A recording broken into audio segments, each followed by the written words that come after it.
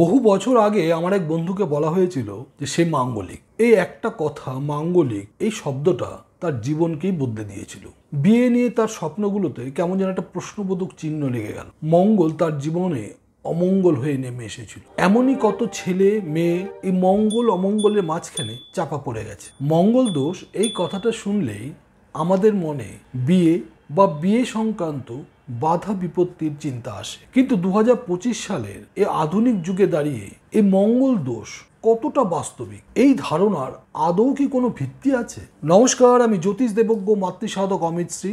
মঙ্গল দোষ সত্যি নাকি কুসংস্কার? আজকের ভিডিওতে আমরা এই বিতর্কিত বিষয়টিকে নিয়ে আধুনিক বিজ্ঞান, সমাজ এবং সম্পর্কের নিরিখে বিশ্লেষণ করব। আমরা জানবো এর আসল সত্যটা কি, তাই আমাদের সঙ্গে থাকুন। এখনো পর্যন্ত আমার চ্যানেলটিকে যারা সাবস্ক্রাইব করেননি অবশ্যই চ্যানেলটিকে সাবস্ক্রাইব করুন এবং পাশে থাকা বেল আইকনটি টিপে দিন। আমাকে যারা ফেসবুকে বা ইনস্টাগ্রামে দেখছেন আমার ফেসবুক বা ইনস্টাগ্রাম পেজ ফলো করুন, লাইক করুন। যারা বৃহৎ কুষ্টি করাতে চাইছেন অর্থাৎ লাইফ টাইম প্রেডিকশন চাইছেন, অথবা যারা 5 বছর 10 বছর 20 বছর বা 30 বছরের ইয়ারলি প্রেডিকশন চাইছেন, তাদের জন্য এক খুশির খবর। আপনারা এখন থেকে আমাদের কাছে পেয়ে যাবেন পার্সোনালাইজড হরোস্কোপ। আপনার জন্ম তারিখ, সময় ও স্থানের ভিত্তিতে আপনার নিজস্ব হরোস্কোপ, যা আপনারা পিডিএফ ফরম্যাটে অথবা কালার প্রিন্ট কপি অর্থাৎ হার্ড কপির মাধ্যমে পেয়ে যেতে পারেন। আপনারা আপনাদের প্রয়োজন মতো 8697190840 এই নম্বরে ফোন করে অর্ডার দিতে পারবেন। প্রথমেই বলবো মাঙ্গলিক দোষ আসলে কি। খুব সহজভাবে বলতে গেলে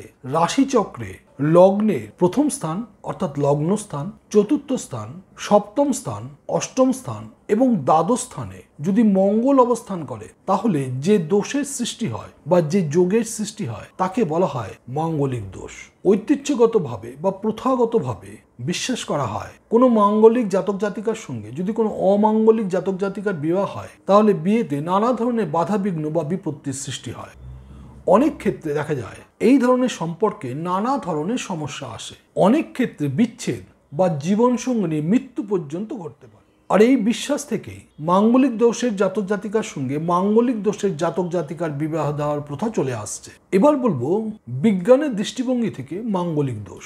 বিজ্ঞান সরাসরিভাবে কোনো গ্রহ নক্ষত্রের প্রভাবকে স্বীকার করে না। আধুনিক সাইকোলজি বা মনোবিজ্ঞান অনুযায়ী একটি সম্পর্কের সাফল্য নির্ভর করে দুটি মানুষের মধ্যে বোঝাপড়া, পারস্পরিক সম্মান এবং ব্যক্তিত্বের মিলের উপর, কোনো গ্রহ নক্ষত্রের উপর নয়। সামাজিক পরিবর্তন। একটা সময় ছিল যখন বিয়ে দুটো পরিবারের মধ্যে সম্পর্ক স্থাপন করত, কিন্তু এখন বিয়ে মানে দুটি মানুষের মধ্যে ব্যক্তিগত পছন্দ এবং ভালোবাসার বন্ধন।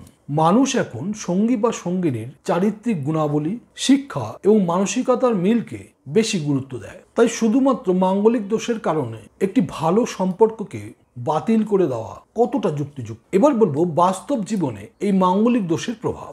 বিশ্বাস যাই হোক না কেন, মাঙ্গলিক দোষের প্রভাব আজকের সমাজে অত্যন্ত সুস্পষ্ট। সামাজিক চাপ। অ্যারেঞ্জ ম্যারেজের ক্ষেত্রে আজও অনেক পরিবার কুষ্টি মেলানো বা মাঙ্গলিক দোষকে গুরুত্ব দেন। এর ফলে অনেক যোগ্য পাত্রপাত্রী শুধুমাত্র এই এক মাঙ্গলিক দোষের কারণে প্রত্যাখ্যাত হন। মানসিক স্বাস্থ্যের উপর প্রভাব। এই মাঙ্গলিক দোষের কারণে নিজেকে দোষী বা অশুভ ভাবার কারণে মানসিক চাপে থাকেন, যা তরুণ তরুণীর আত্মবিশ্বাসকে কমিয়ে দেয়। এটি তাদের মানসিক স্বাস্থ্যের জন্য অত্যন্ত ক্ষতিকর। এই পরিস্থিতিতে সবচেয়ে জরুরি হলো বিষয়টিকে অত্যন্ত সংবেদনশীলতার সাথে সামলানো, একে অপরকে দোষারোপ না করা এবং এই ব্যাপারে খোলাখুলি আলোচনা করা। আপনার সিদ্ধান্ত আপনারই হাত। তাহলে কি উপায়?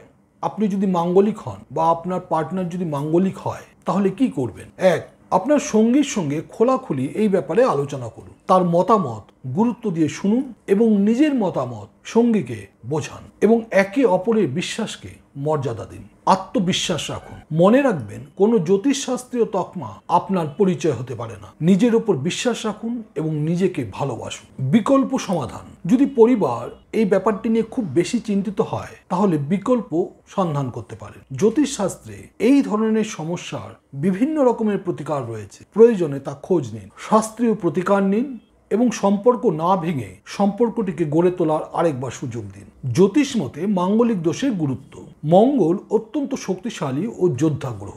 মঙ্গল তেজময়। মঙ্গলের তেজ অপরিসীম, তাই মঙ্গলকে প্রতিরোধ করা যায় না। মঙ্গল কেবলমাত্র বিয়ের কারক গ্রহই নয়, মেডিকেল অ্যাস্ট্রোলজি অনুযায়ী মঙ্গল লোহিত রক্তকণিকা বা হিমোগ্লোবিনের উৎপাদক গ্রহ। মঙ্গলে দুটি গৃহ, একটি ভ্রূণ প্রতিস্থাপন, অপরটি কঠিন জীবন সংগ্রামে নিজের অস্তিত্বকে টিকিয়ে রাখার আবর্তক। শাস্ত্র অনুযায়ী অগ্নি রাশিতে মঙ্গল অবস্থান করলে মঙ্গল দোষ নষ্ট হয়, কারণ অগ্নিদেব মঙ্গলের তেজকে ভস্মীভূত করেন। তাই জ্যোতিষশাস্ত্রে মঙ্গলকে প্রশমিত করার জন্য রক্তপ্রবাল বা রেড কোরাল ধারণ করানো হয়। মঙ্গলকে প্রশমিত করার বর্তমান যুগে সব থেকে ভালো এবং শ্রেষ্ঠ উপায় হলো শারীরিক পরিশ্রম করা অথবা ব্যায়াম বা জিম করা। এতে মঙ্গল শান্ত ও তৃপ্ত থাকে। মঙ্গল দোষের ভবিষ্যৎ। সমাজ পাল্টাচ্ছে, মানুষের চিন্তা ভাবনাও পাল্টাচ্ছে। জ্যোতিষশাস্ত্র কেবলমাত্র একটি নির্দেশিকা হতে পারে, কিন্তু এটি কখনোই আমাদের জীবনের একমাত্র নিয়ন্ত্রক হতে পারে না। ভবিষ্যতে হয়তো মাঙ্গলিক দোষকে কোনো দোষ হিসেবে না দেখে চারিত্রিক বৈশিষ্ট্য হিসেবে দেখা হবে, কারণ মঙ্গল তেজোময় গ্রহ। মঙ্গল গ্রহকে সাহসের প্রতীক গ্রহ মনে করা হয়। মাঙ্গলিক ব্যক্তিরা বেশি সাহসী, উদ্যমী এবং দৃঢ় প্রতিজ্ঞ হন।